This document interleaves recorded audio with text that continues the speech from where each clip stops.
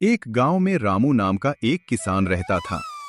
वह बहुत गरीब था, लेकिन बहुत मेहनती था। रोज सुबह सूरज निकलने से पहले खेत में चला जाता और शाम तक काम करता।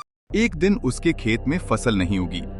रामू बहुत दुखी हुआ और बोला, मैंने इतनी मेहनत की, फिर भी फसल क्यों नहीं हुई। उसी रात एक बूढ़ा साधु उसके घर आया।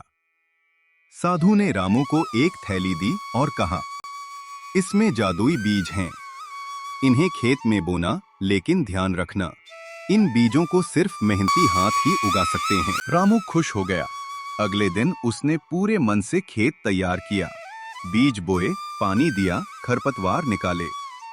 लेकिन पड़ोसी मोहन आलसी था। उसने भी कुछ बीज मांग लिए। वह बोला, मैं बीज बो दूंगा, फसल अपने आप उग जाएगी। रामू रोज खेत में काम करता।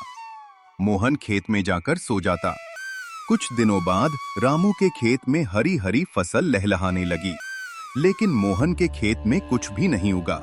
मोहन बोला, मेरे बीज क्यों नहीं उगे? रामू बोला, बीज जादुई नहीं थे, मेहनत जादुई थी। मोहन को अपनी गलती समझ आ गई।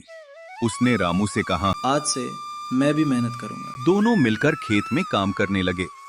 कुछ समय बाद दोनों की फसल अच्छी हुई। मेहनत का कोई विकल्प नहीं होता।